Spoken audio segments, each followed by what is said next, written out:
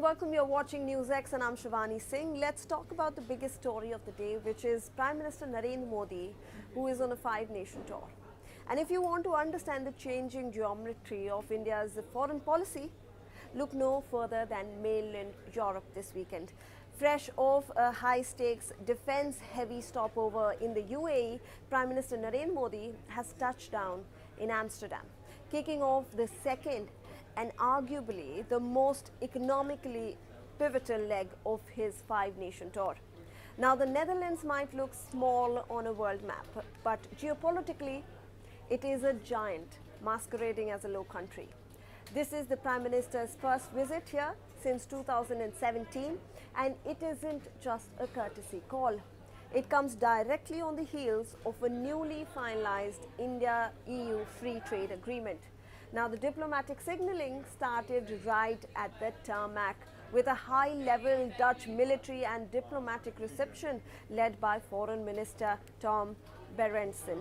Now, but before the entire formal bilateral talks with the Dutch Prime Minister or the royal audience with King Willem-Alexander, the Prime Minister actually headed straight to The Hague.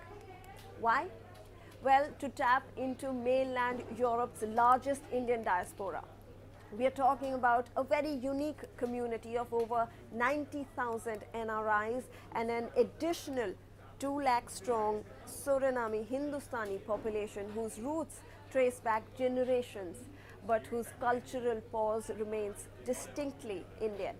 And the Prime Minister didn't hold back on the rhetoric or the data.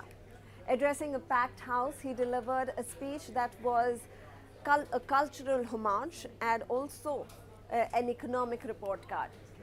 He threw some massive numbers at the European audience over there, reminding them that in the 2024 Lok Sabha election, 64 crore Indians cast their ballots. Now, to put that into perspective for the local viewers in The Hague, that is more people voting in a single Indian election than the entire population of the European Union combined. Talk about a masterclass in democratic scale.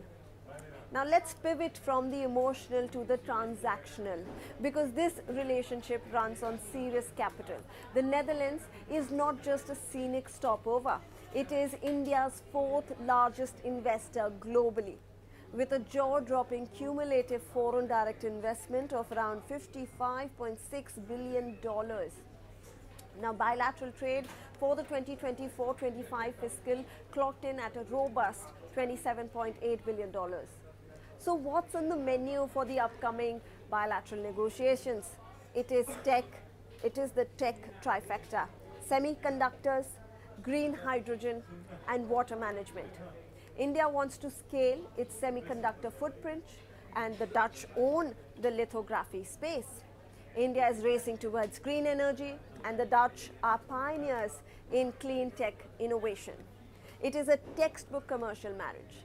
And add to that the strategic partnership that India wants to expand, given that the geopolitical structure and geopolitical world right now, it's massive. Also add to that the strategic partnership on water. And you realize that this alliance is designed to survive both economic headwinds and also climate disruptions. Now, the Prime Minister has also highlighted India's booming internal transformation, noting that the country now boasts nearly 125 active tech unicorns, with around 3,500 Indian students currently shaping minds across premier Dutch universities. The human bridge is actively driving the technological one. As geopolitical tensions simmer in West Asia, a point that the Prime Minister explicitly noted in his speech, warning that regional conflicts threaten decades of global progress. New Delhi is aggressively fortifying its economic alternate routes. The Netherlands is no longer just the land of tulips and windmills under the architecture of the new India-EU FTA. It has officially become India's primary economic gateway to the European continent. That's it from us, but keep watching NewsX for more news and update. For more such videos, subscribe to the NewsX YouTube channel, hit the bell icon.